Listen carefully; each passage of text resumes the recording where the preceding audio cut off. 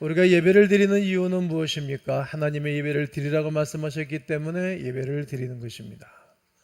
또 거룩한 주의를 지키는 사람들에게 복을 주기로 약속하셨기 때문에 오늘 예배를 참석한 여러분 모두에게 하늘의 은혜와 복과 땅의 기름진 복이 여러분 가운데 함께하기를 주의 이름으로 축원합니다. 이제 우리는 오늘 내 삶의 전체를 이끌어갈 가장 거대하고 영원한 가드레일인 절대적인 기준점을 향해서 나아가고자 합니다. 바다를 항해하는 선원들에게 가장 두려운 순간이 어느 때일까요? 저는 배 타는 것을 별로 좋아하지 않습니다. 단순히 파도가 높을 때 칠흑 같은 어둠이 깔리고 폭풍과 몰아내서 내가 지금 어디로 가는지 알지 못한 채 방향 상실을 겪을 때일까요? 나침반도 고장나고 조그만 피조차 보이지 않는 밤바다에 선원들이 필사적으로 찾는 것이 있습니다. 무엇입니까?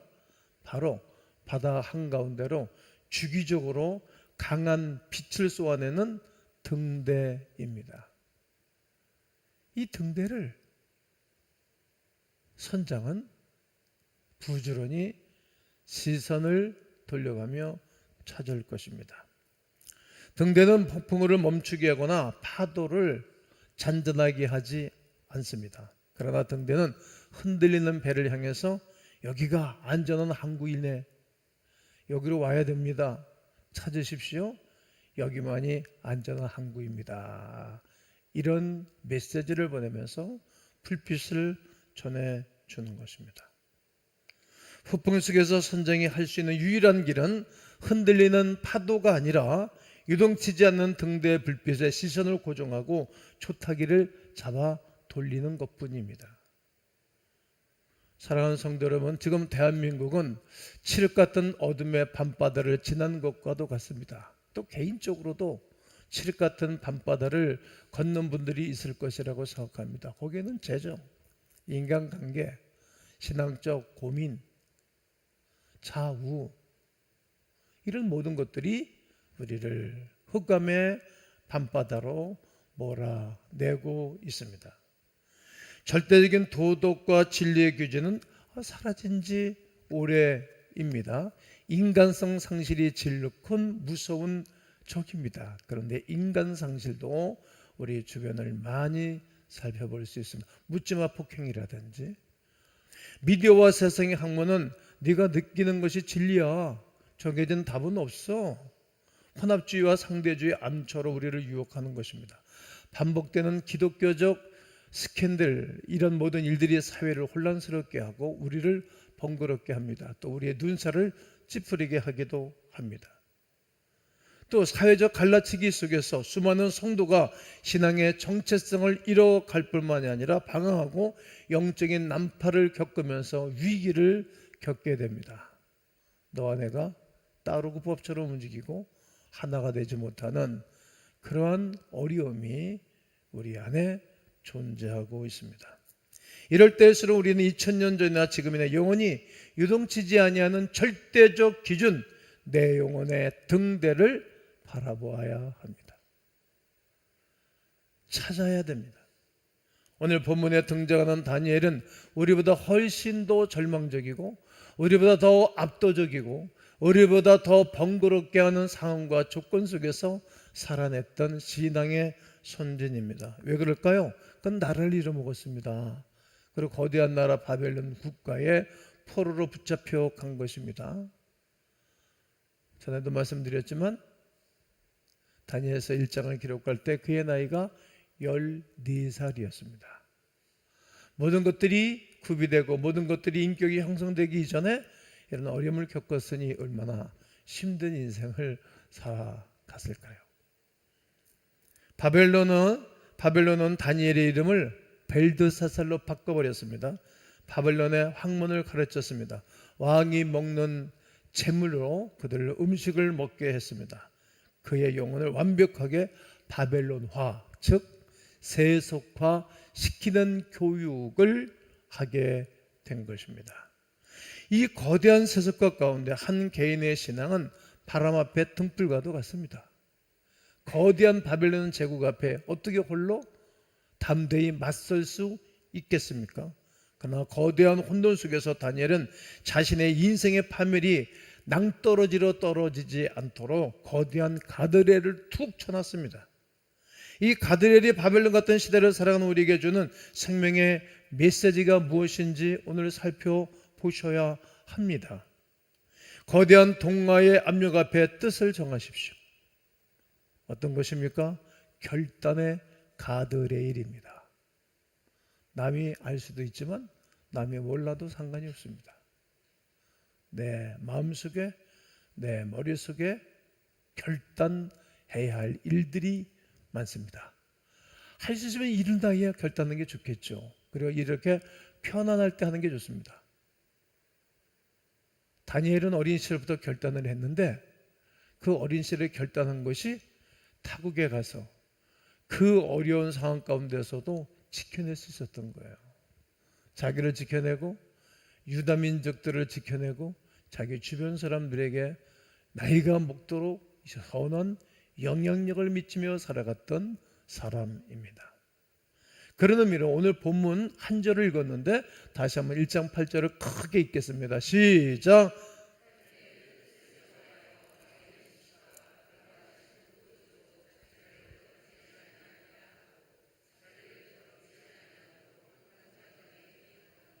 지금 다니엘이 직면한 유혹은 단지 음식을 먹고 안 먹고의 차이가 아닙니다. 한 잔 마시고 함께 왕의 짐이 먹으면 어떻겠습니까? 왕의 짐은 어떤 것입니까? 그 바벨론의 권력과 성공과 평안함 그리고 타협을 상징하는 것입니다. 아무거나 주워 먹으면 그 사람 종이 되는 것 아닙니까? 아무나 주는 돈은 몇 푼 받아 먹으면 그 사람과 똑같아지는 것 아닙니까? 공범 아닙니까? 그러니까 거절하는 거예요. 머리가 지끈지끈 아팠겠죠. 어린 나이에 힘든 인생을 살아갔겠죠.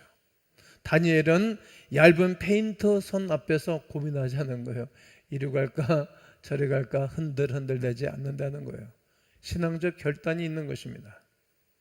그는 뜻을 정했습니다. 자기 영혼을 세상의 잣대에 더럽히지 않겠다고 결단한 것입니다. 조금 힘이 들어도 그 마음의 중심의 선을 확 긋고 명확한 가드레일을 그가 세웠습니다. 오늘 우리 성도들의 일터와 사업 중에 이러한 결단의 가드레일이 필요합니다. 어떤 일이 있어도 나는 우리 하나님 앞에 정한 대로 살 것이라는 결단 말입니다. 좀 내 가정에, 내 사업장에 이익이 줄더라도 나는 거짓된 서류에 서명할 수 없어. 내가 잘못된 사람들과 짝할 수 없어. 나는 세상의 성공을 위해서 주일을 타협하지 않겠어. 주일에는 온전히 주님을 섬기고 예배를 드리고 다른 이들과 교제를 하고 영적인 일에 전념해야 되겠어. 주일날 나는 나의 길, 주님의 길을 걸어가야 되겠어. 결단하는 것입니다. 이런 상황이 닥치기 이전에 우리가 안전지대에 있을 때 미리 정하는 거예요. 우리 아이들이 세상에 나가서 세속화 되기 이전에 집안서부터 교육을 시켜야 되고 그리고 가정에서 교회에서 훈련시켜서 내보내야 되는 것입니다.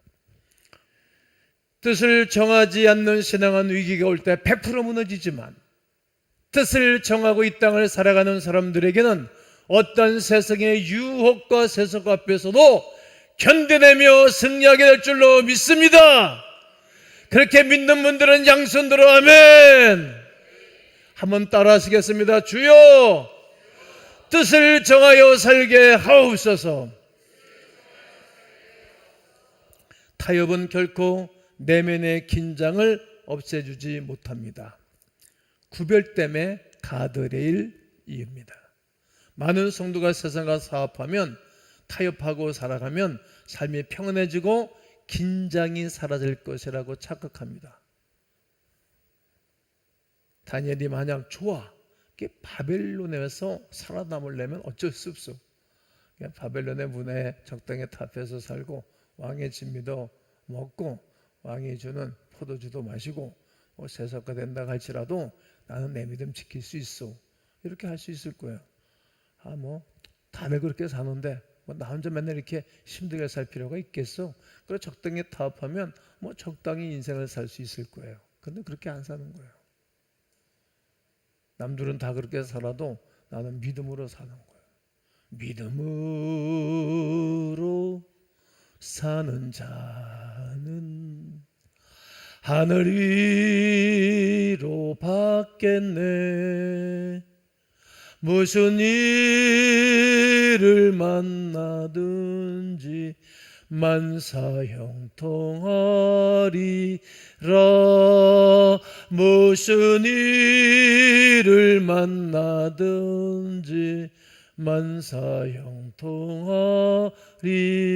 만사형통하리라. 아멘이십니까?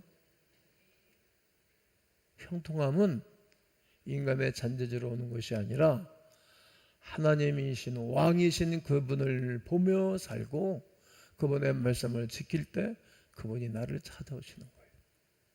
이런 경험이 수없이 많이 있지 않습니까? 여러분이 가드레일을 무너뜨리고 세상과 타협하는 순간 잠깐의 위기는 모면할 수 있을는지 모르나 평생을 죄책감과 더 큰 영적 긴장 가운데 살아가게 됩니다. 타협은 긴장을 없애주는 것이 아니라 내 영혼을 파괴하는 낭떠러지의 시작일 뿐입니다. 우리가 지나간 일들을 난 다 잊어먹어서 그렇게 말하는 분들이 있지만 뭘 잊어먹어요. 다 기억이 있어요. 거짓말 시키고 사는 거예요. 속이고 사는 거예요. 어느 날 회개가 터지고 나면 다 기억나요. 쭉 지나간다고 견딜 수 없어요. 부끄럽고 아프고 창피하고 속상해서 속일 수가 없어요. 사라지는 것이 아닙니다. 반대로 뜻을 동하고 선을 푹 굳고 살아가는 순간 어떤 일이 일어납니까? 바로 그때부터 우리 하나님이 내 인생에 개입을 하기 시작하는 거예요.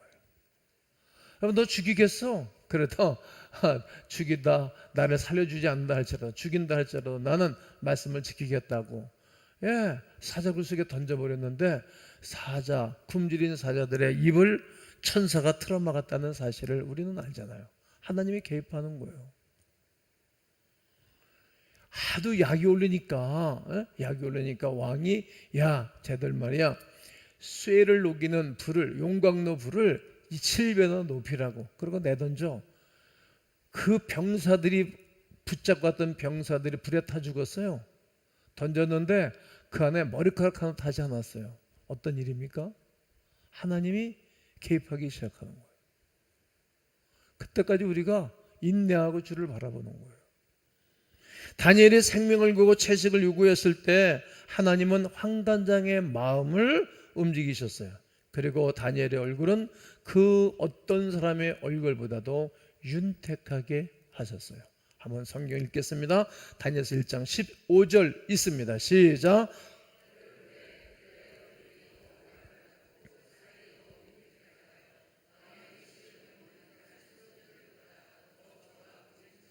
네, 얼굴이 더욱더 아름답고 피부가 윤택했대요. 윤택. 그리고 왕의 음식을 먹는 다른 소년들보다도 보기가 좋았습니다.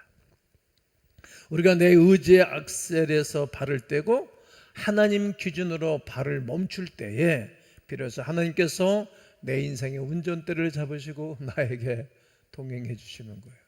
난 이런 경험이 이번 한 주간 우리 인생 가운데 함께 하기를 주의 이름으로 축원합니다. 축원합니다. 축원합니다. 하나님이 일하기 시작하는 거예요. 하나님이 나와 함께 하기를 시작하는 것을 피부적으로 느끼셔야 합니다. 우리의 영원한 등 대신 예수 그리스도만 바라보십시오. 이것은 시선의 가드레일입니다. 그렇다면 어떻게 연약하고 겁 많은 우리가 이러한 세상 속에서 뜻을 정하고 타협하지 않을 수 있습니까? 우리가 얼마나 잔머리를 굴고 얼마나 머리가 왔다 갔다 하는지 몰라요. 놀래가는 흔들리는 물결처럼 얼마나 왔다 갔다 하는지 몰라요. 지금도 아마 말씀을 듣는 가운데 생각이 바깥에 왔다 갔다 하고 복잡한 일들이 여러분들 왔다 갔다 할 거라고 생각해요. 고정을 해야 되거든요. 그래야 은혜를 받아요. 얼마나 많은 일들이 우리 가운데 있습니까? 생각이 얼마나 넘나드는지 몰라요. 이렇게 과속 방지턱이 이렇게 중요하다는 것을 알게 됩니다. 우리의 결심이나 정신력 갖고 될 수 없습니다. 다니엘의 위대함은 그의 도덕성이 아닙니다. 바로 보이지 않는 하나님을 끝까지 신뢰한 그의 시선에 있습니다. 이 땅의 왕이 아닌 하늘의 영원한 왕을 바라보는 시선입니다. 이 땅의 왕은 4년 5년이면 내려옵니다. 잘하든 못하든 내려옵니다. 그러나 영원하신 왕은 영원한 것입니다. 제가 요즘 많이 부르고 찬송 읊조리고 다니는 찬송이 뭔지 아십니까? 주님만이 왕이십니다. 주님만이 왕이십니다. 내 삶에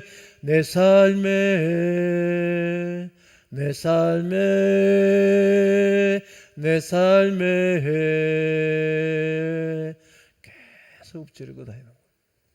든든해지는 거예요. 왕이신 하나님과 늘 동행하고 사는 거예요. 늘 읊조리세요.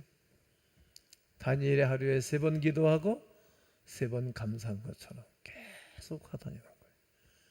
그러니까 마음이 평안하고 마음이 든든하니까 얼굴도 든든해지고 평안한 거예요. 다니엘은 윤리를 모방하는 자들이 아닙니다. 다니엘의 결단은 장차 오실 예수 그리스도의 모형입니다.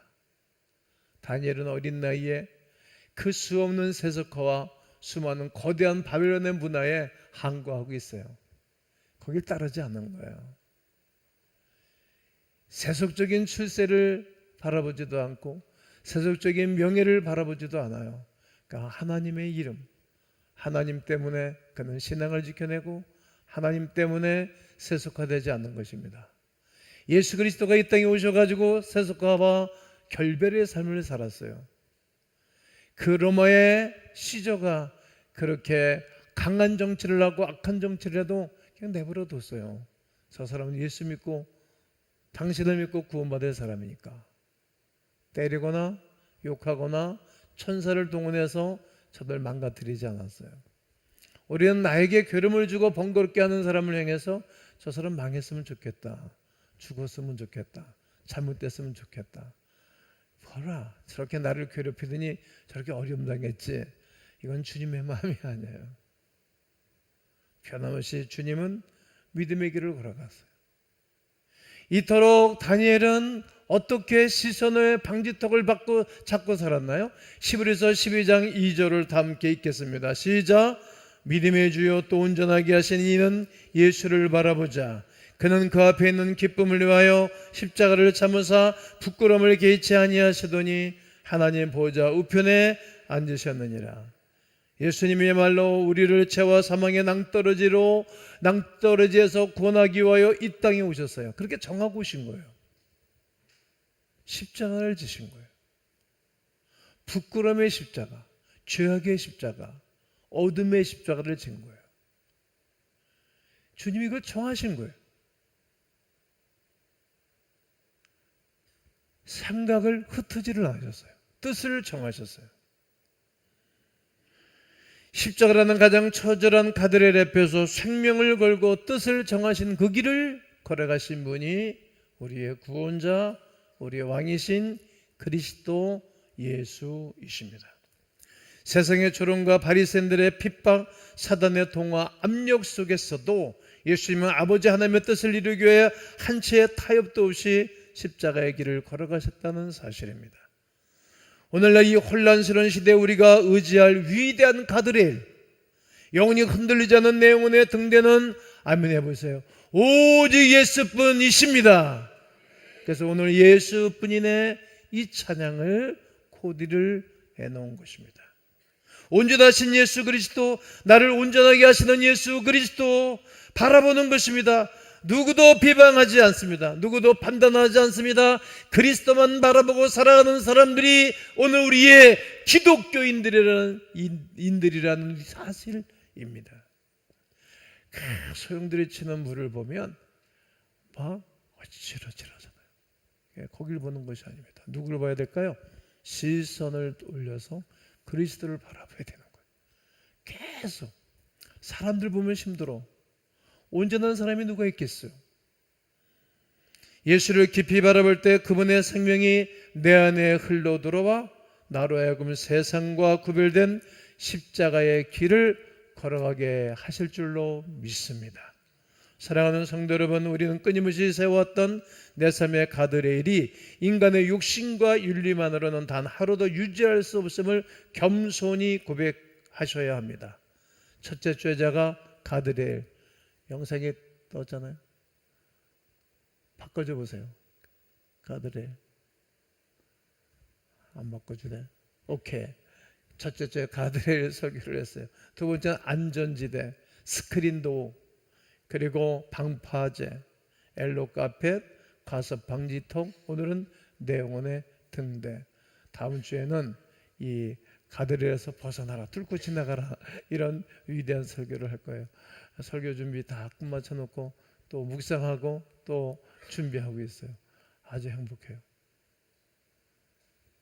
방지턱, 과습 방지턱, 질주에서, 광란하는 질주에서 멈춰서야 됩니다. 이 모든 거룩한 울타리들은 오직 성령께서 내 안에서 강력하게 역사하실 때만 무너지지 않는 영적 성벽이 되는 것입니다. 나아가 오늘 우리는 계획주의 생명신의 여섯 번째 운동인 기도 성령 운동을 실천하기를 권면합니다. 뜻을 정하고 세상의 압박에 타협하지 않은 거룩한 구별은 내 힘이 아니라 오직 기도하여 성령 충만함이 임할 때만이 가능한 것이기 때문입니다. 오늘 6장 10절을 다 함께 읽겠습니다. 시작. 다니엘이 이 조세 왕의 도장에 찍힌 것을 알고도 자기 집에 돌아가서는 윗방에 올라가 예루살렘으로 향한 창문을 열고 전에 하던 대로 하루 3번씩 무릎을 꿇고 기도하며 그의 하나님께 감사하였더라. 그는 성전을 행했어요. 그의 시선이 늘 성전을, 전에 하던 대로, 그리고 하루에 3번 기도하고 하루에 3번 감사했어요. 그것이 그의 루틴이었어요. 신앙도 루틴이에요. 변함없이 그 일을 했어요. 내 삶의 모든 가드레일을 성령께서 완벽히 지켜주시도록 이번 주 우리가 실행할 기도 성령 운동 실천사항을 3가지로 말씀을 드리겠습니다. 첫째, 엎드림의 가드레일이에요. 하루에 15분 이상 꼭 기도해 보셔요. 그냥 이렇게 적당하게 주일날 한번 예배드리고 가는 그러한 썬데이 신자 마시고 기도를 꼭 하셔요. 기도를 하는 사람은 기도의 맛을 알아요. 정말 심각한 사람은 그때 기도하면서 벼랑의 끝에서 하나님을 만나는 거예요. 여러 가지 일들을 경험할 수가 있어요. 내 결심과 의지가 무너진 바로 그 자리에서 무릎을 하나님께 팍 꿇는 거예요. 이번 한 주간 여러분이 시간의 방해를 제일 받지 않는 시간이 어느 시간입니까? 잠자기 전입니까? 일어나서입니까? 점심때입니까? 아니면은 저녁 오후입니까? 내 하루 24시간을 살아가는 가운데 방해를 받지 않는 시간, 그 시간을 성경 많이 알아서 하나님 만난 것이 아니라 성경 한 구절 붙잡고 기도하면 왕이신 그리스도께서 만나주실 줄로 믿습니다. 내 자아를 내려놓고 성령께서 내 인생의 운전대를 잡아주시도록 주님 나는 무기력하오니 주행으로 나를 충만하게 하시고 내 영혼, 내 삶의 가드레일을 세워주시옵소서. 이렇게 엎드려 부르짖어 기도하기를 주의 이름으로 권면합니다. 두 번째는 시선의 등대예요. 시선의 등대. 히브리서 12장 2절에 조금 전에 말씀을 드렸던 것처럼 혼돈의 파도 속에서 나의 시선을 그리스도에게 고정해 놓는 거예요. 제가 22살에 예수님을 만나고 난 다음에 그때부터 나의 시선을 예수 그리스도에게 교정해 놓는 거예요. 물론 내 아내도 귀중하고 소중하고 내 아들딸도 소중하고 내 손녀딸도 소중하지만 내 1번은 늘 예수 그리스도였어요. 다른 것이 1번일 수 없었어요. 그러니까 저는 우상이 자녀도 아니고 우상이 재물도 아니고 우상이 나의 출세욕도 아니었어요. 나는 늘 예수가 1번이었어요. 늘 주님을 바라보는 것입니다. 이제 여러분의 직장이나 여러분 자동차나 여러분 식탁이나 여러분 화장실에서 볼일을 볼 때 그 앞에다가 여러분 자필로 이번 주에 오늘 가서 한번 써주면 좋을 것 같아요. 11에서 12장 2절에 믿음의 주 또 온전케 하시는 인 예수를 바라보자. 그는 그 앞에 있는 기쁨을 위하여 십자가를 참으사 부끄러움을 개의치 아니하시더니 하나님 보호자 우편에 앉으셨느니라. 그렇게 계속 묵상하는 거예요. 믿음의 주요. 마지막은 성령의 임재 연습입니다. 1분의 멈춤 운동하는 것입니다. 이번 주 직장이나 사업장에서 중요한 결정을 내릴 때, 혹은 가정에서 돈 문제나 사소한 일로 말미암아 감정이 폭발하게 될 때, 즉시 모든 행동과 말을 멈추고 속으로 단 1분 정도 멈추는 거예요. 사소한 일로 우리가 감정에 폭발하고 사소한 일로 이런저런 일이 있을 때마다 하나, 둘, 셋 하고 멈추는 거예요. 모든 행동을 속으로 멈추고 단 1분간 속으로 성령의 도우심을 구하는 침묵 기도를 하는 것입니다. 지혜의 성령이시여 나에게 지혜를 주시고 온유하고 겸손하신 영이시여 나에게 지혜를 주시고 명철을 주시고 모든 만물을 창조하시고 다스리는 주님께서 나를 다스려 주옵소서.